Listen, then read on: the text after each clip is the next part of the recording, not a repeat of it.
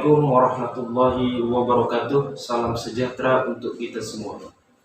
Perkenalkan, nama saya Mara Zainal Adipta MPD.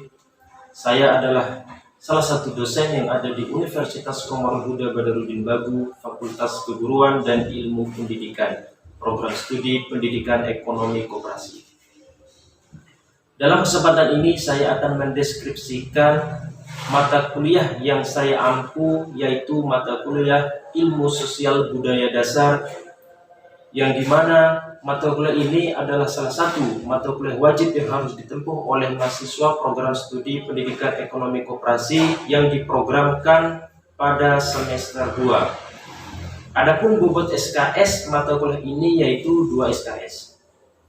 Kemudian adapun tujuan dari mata kuliah ini adalah untuk membekali mahasiswa dengan pengetahuan tentang konsep-konsep dasar hakikat manusia sebagai makhluk individual, sosial, dan budaya dalam segenap aspek kehidupannya, sehingga mahasiswa tidak hanya mampu membangun relasi dialogis dengan sesama, alam, dan lingkungan, melainkan juga membekali mahasiswa dengan sikap kritis, solider, peka, dan peduli terhadap berbagai persoalan budaya serta berbagai permasalahan sebagai bentuk perkembangan teknologi yang muncul di masyarakat untuk mencari pemecahannya.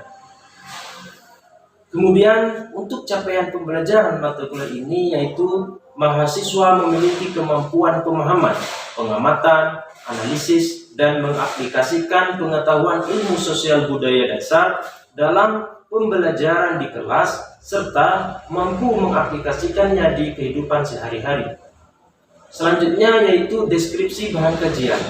Mata kuliah Ilmu Sosial Budaya Dasar adalah mata kuliah yang mengkaji masalah sosial dan masalah budaya serta keberadaan manusia sebagai subjek bagi masalah-masalah tersebut, baik dihadapkan pada masalah sosial maupun masalah budaya.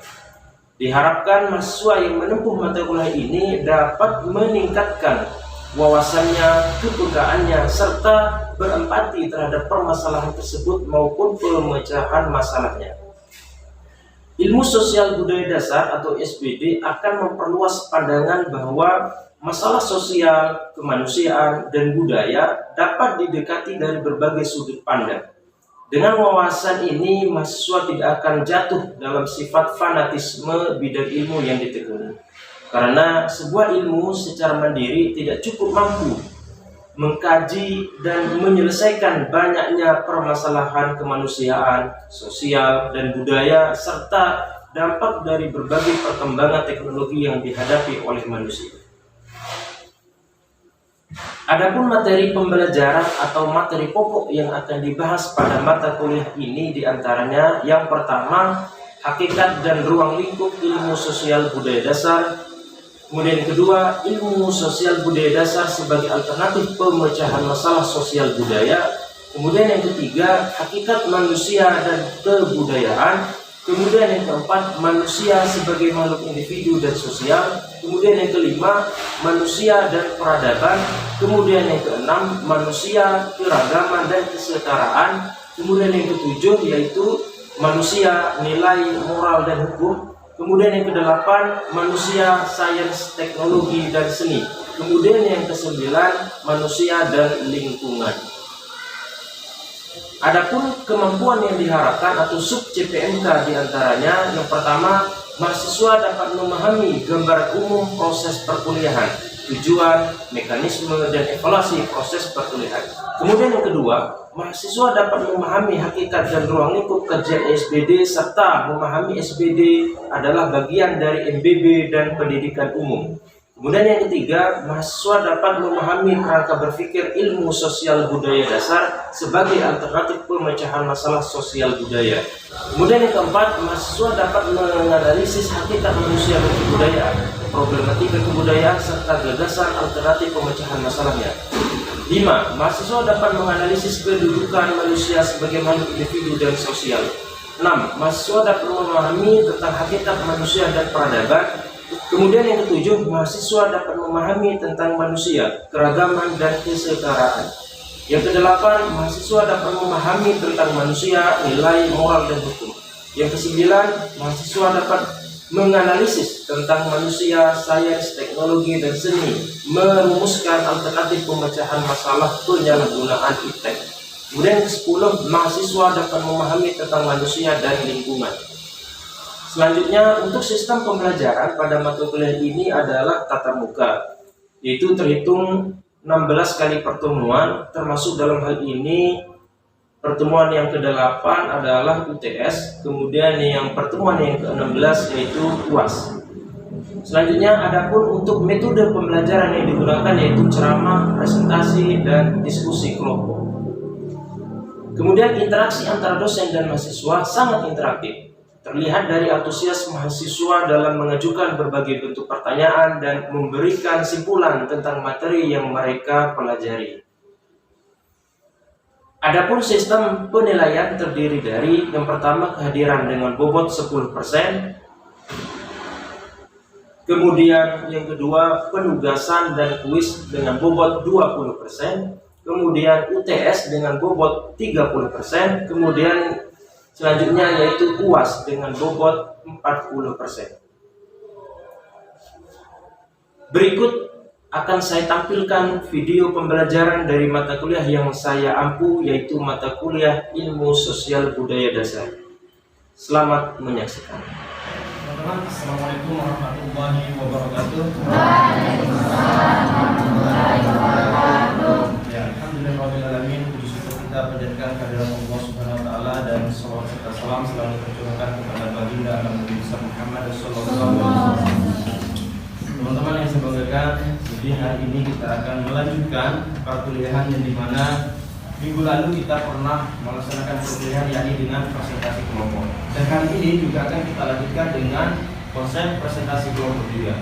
Cuman seperti biasa, seperti minggu lalu juga nanti kita akan membuat kelompok-kelompok kecil sesuai dengan kelompok masing-masing. Ya, cuman sebelum itu saya akan mengulas kembali materi apa yang sudah dijelaskan oleh kelompok 1 yang minggu lalu. Teman, sebelum kita mulai perkuliahan hari ini, kita berdoa dulu supaya perkuliahan hari ini kita diberikan keberkahan oleh Allah Subhanahu wa taala. Berdoa sesuai dengan kepercayaan dan agama masing-masing. Berdoa dimulai. Doa selesai. Baik, saya akan bacakan daftar hadir dulu. Bosan Azima, Bro, Nardeni, Isman, Adel. Oke, baik teman-teman semua, perhatikan sebelum kita membagi kelompok kecil sesuai dengan kelompok masing-masing, saya akan mengulas kembali terlebih dahulu apa yang sudah dijelaskan oleh kelompok sebelumnya yang berkaitan dengan manusia sebagai makhluk budaya, yang subtemanya itu terkait dengan hakikat manusia sebagai makhluk budaya. Jadi ketika kita berbicara masalah hakikat ini, kita ada landasan utama bahwa inti dari pembahasan itu harus ada. Jadi hakikat manusia sebagai makhluk budaya. Jadi kita harus pahami dulu manusia kita hadir di bumi ini eksistensinya seperti apa. Mau jadi apa manusia di muka bumi? Nah, oleh sebab itu kita harus paham dulu apa itu manusia. Jadi manusia adalah salah satu makhluk Tuhan di dunia. Yang makhluk Tuhan di alam ini dapat dibagi menjadi beberapa, yakni alam, tumbuhan, binatang, kemudian manusia.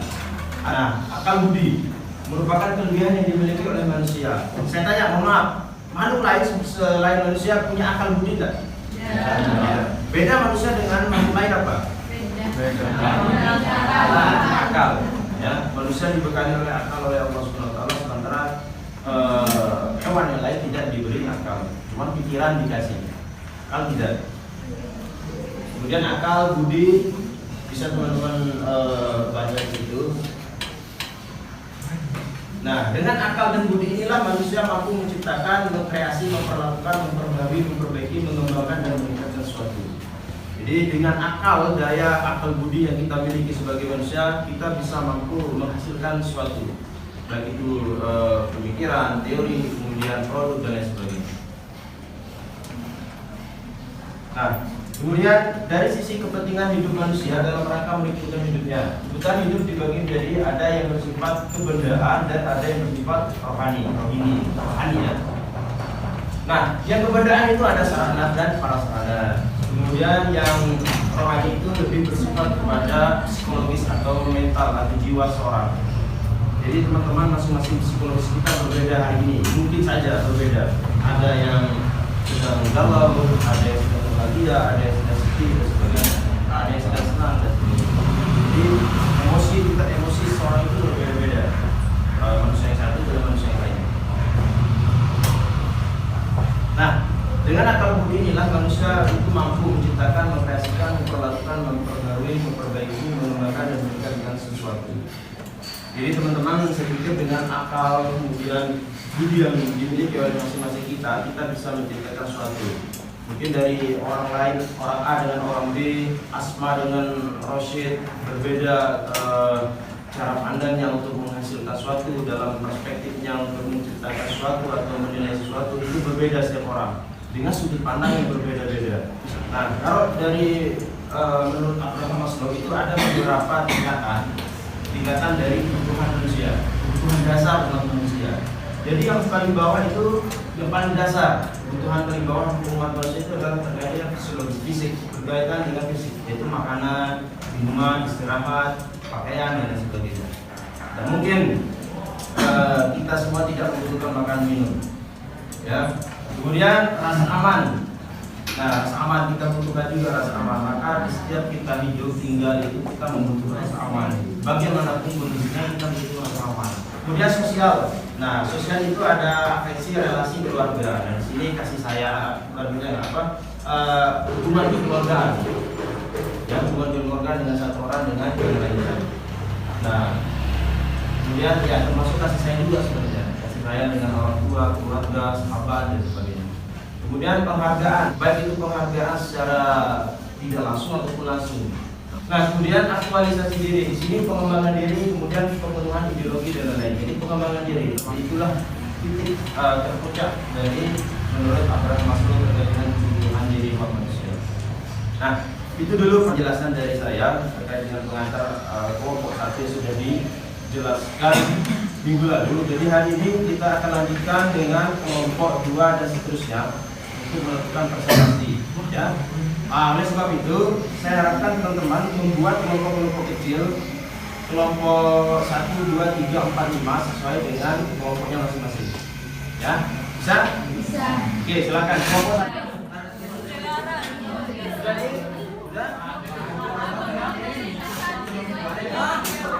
Sendiri salah bilang. Apa-apa. Sendiri. Saya sama di mana?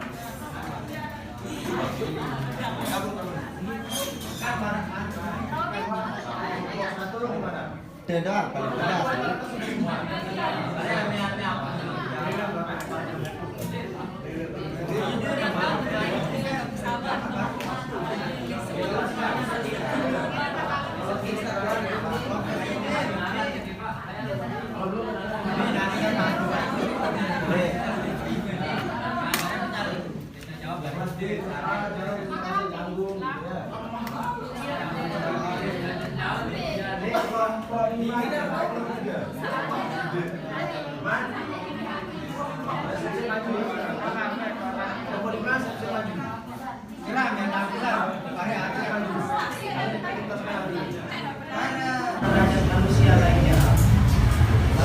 Memanusiakan manusia berarti memanusiakan antara sesama manusia.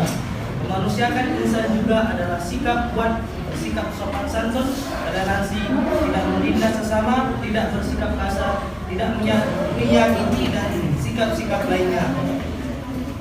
Dari Ki Hajar Dewantara, pendidikan umumnya berarti daya upaya untuk memajukan bertumbuhnya budi pekerti, kekuatan batin, karakter, berpikir, intelektual, serta tumbuh anak pada taman.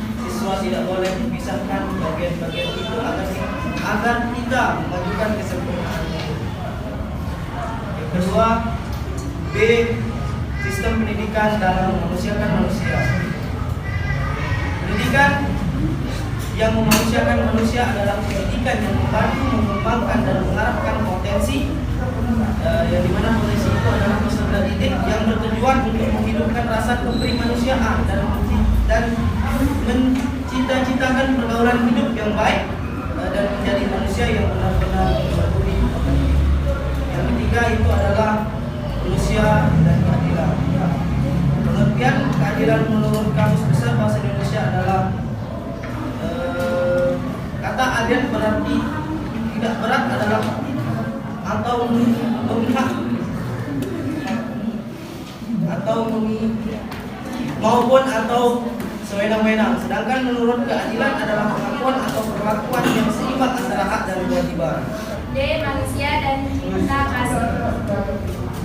Ada beberapa pendapat mengenai cinta kasih.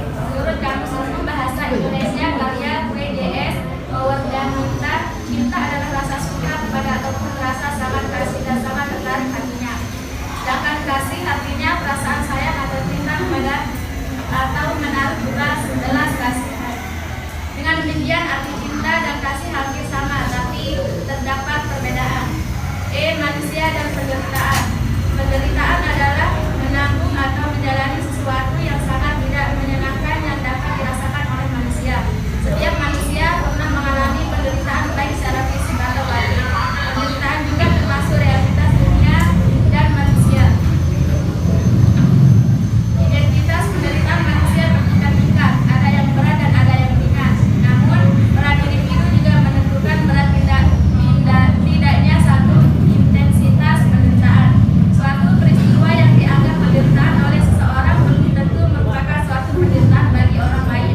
Dapat pula suatu penderitaan merupakan energi bangkit bagi orang lain. Dapat pula suatu penderitaan merupakan energi untuk bangkit bagi seseorang atau sebagai langkah awal untuk mencapai kenikmatan dan kebahagiaan.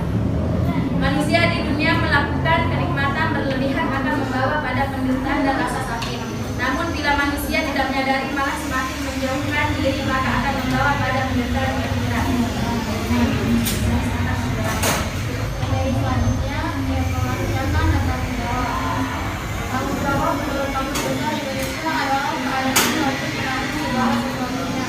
Tanggung jawab timbul karena telah diterima oleh benar. Tanggung jawab juga membentuk hubungan tertentu antara pemberi wewenang dan penerima wewenang. Dengan demikian, kalau terjadi sesuatu, maka seseorang akan membebani tanggung jawab bagi penanggung jawab yang selanjutnya. Oleh karena itu, seharusnya yang bertanggung jawab adalah manusia yang dapat menyatakan diri sendiri bahwa tindakannya itu baik dalam arti menurut norma umum.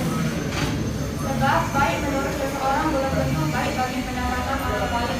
Dengan kata lain, tanggung jawab adalah kesadaran manusia akan tingkah laku atau perbuatannya yang disengaja maupun tidak disengaja.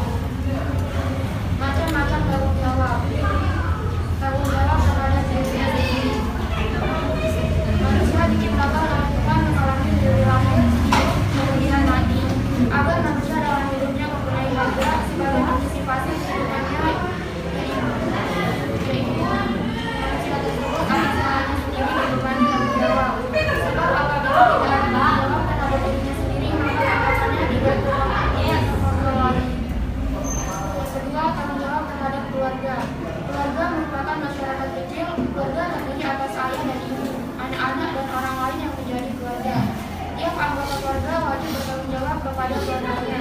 Tetapi tanggung jawab juga merupakan kesejahteraan, keselamatan, pendidikan, dan kehidupan. Untuk memenuhi tanggung jawab dalam keluarga kadang-kadang diperlukan pengorbanan. Selanjutnya, tanggung jawab terhadap masyarakat. Pada hakikatnya, manusia tidak dapat hidup tanpa bantuan orang lain. Sesuai kedudukannya dalam hidup sosial, karena membutuhkan manusia lain, maka ia harus berkomunikasi dengan manusia lain tersebut. Sehingga dengan demikian, manusia di sini merupakan anggota masyarakat yang sebenarnya mempunyai tanggung jawab seperti anggota masyarakat yang lain. Tanggung jawab terhadap bangsa dan negara.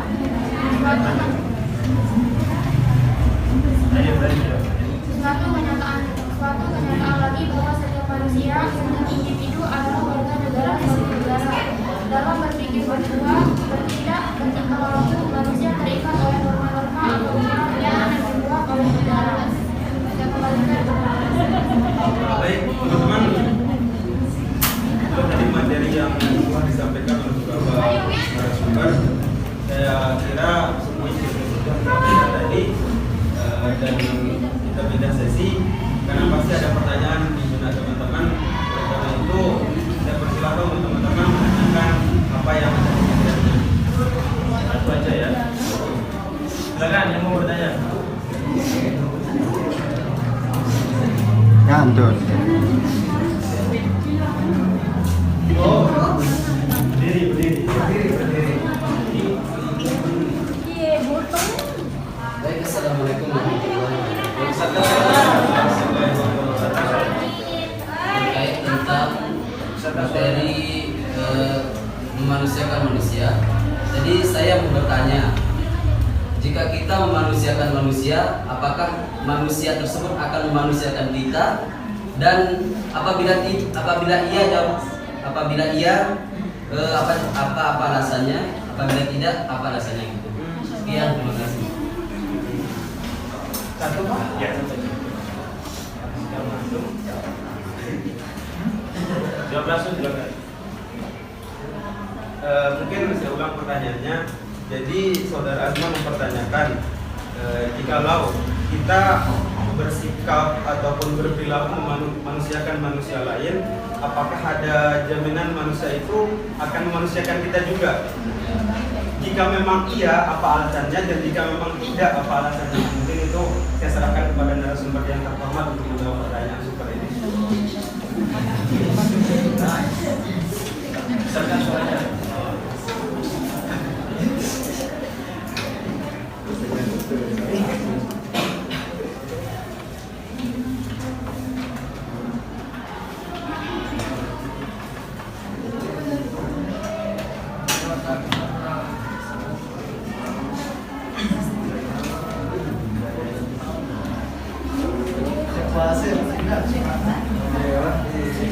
Anggota kelompoknya juga boleh jawab, jangan berharap di yang di depan aja ya. Ya, teman-teman ayo dibantu teman-teman.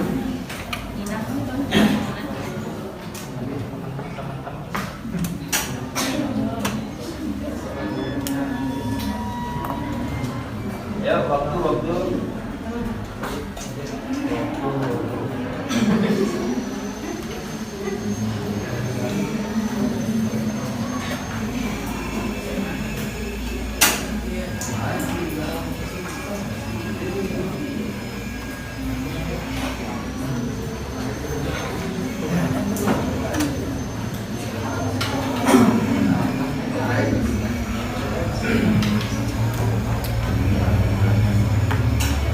Baik teman-teman, izin menjawab pertanyaan saudara Azman.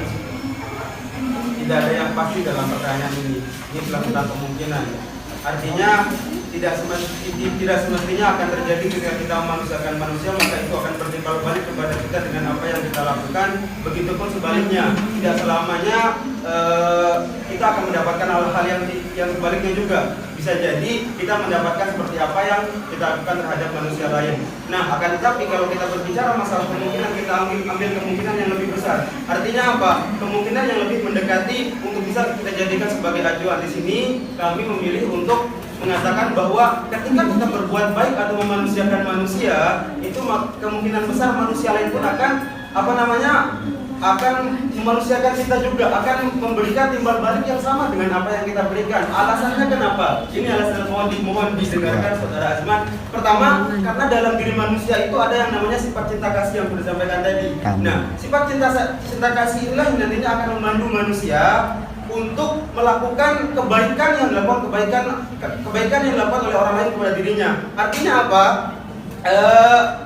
Kebaikan yang kita lakukan kepada orang lain itu, atau kebaikan yang orang lain lakukan kepada kita, ternyata bisa untuk membangkitkan rasa cinta kasih kita. Artinya mungkin kita punya hati yang sudah mati mungkin, tapi paling tidak manusia sampai kapanpun akan tetap mempunyai hati nurani, akan tetap mempunyai cinta kasih dalam hati terkecilnya. Nah, itulah yang nanti akan dibangkitkan oleh perbuatan baik yang dilakukan oleh orang-orang lain kepada kita atau sebaliknya.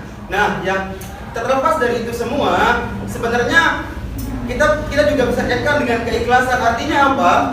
Ini masalah apa yang bisa kita lakukan kepada orang lain. Kita harus melakukan ini secara individualis. Ini tanggung jawab kita sebagai individu. Artinya apa? tugas kita, kewajiban kita berbuat baik kepada orang lain. Masalah bagaimana orang lain itu menanggapi kita, saya kira itu bukan tanggung jawab kita. Karena sebaik apapun kita itu tidak akan bisa merubah orang lain. Akan tetapi seburuk apapun orang lain itu bisa saja terketuk oleh setitik cahaya yang namanya kebaikan itu sendiri. Mungkin hanya itu dari saya, sekian.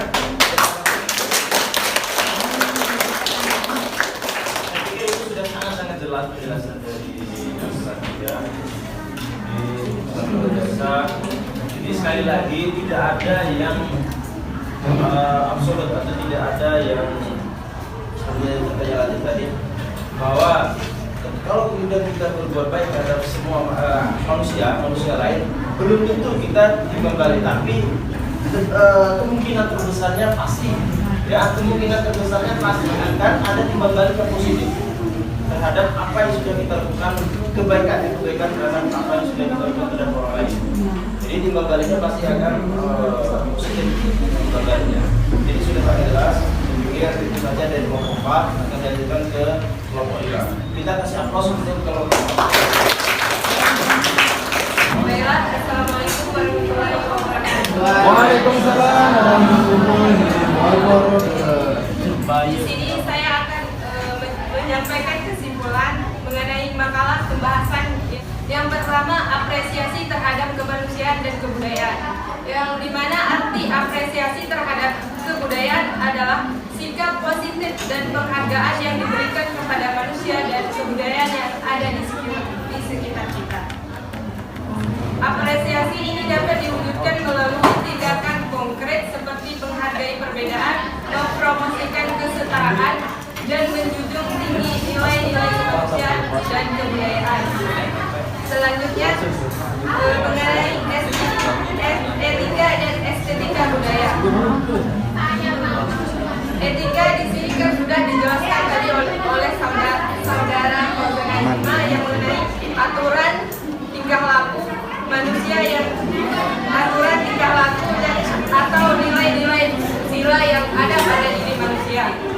Selanjutnya estetika itu adalah nilai-nilai keindahan, yang dimana apabila etika dan estetika itu ada pada manusia atau baik, maka kebudayaan itu akan berkembang atau melakukan kemajuan.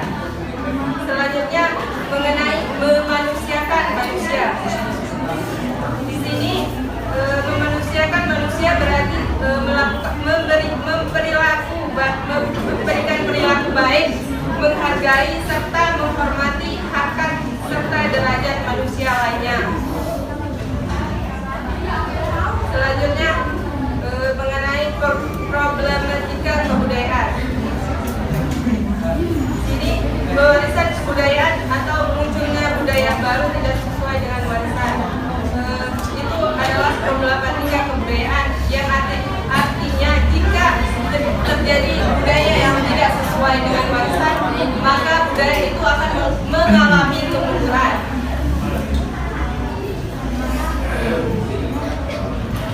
Selanjutnya eksplorasi budaya atau pemindahan budaya dari generasi ke generasi selanjutnya. Ya,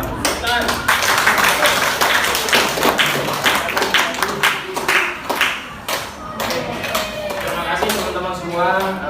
Pertemuan hari ini kita cukupkan sampai di sini dulu. Kita akan lanjutkan di pertemuan minggu depan. Semoga kita dalam keadaan sehat semua.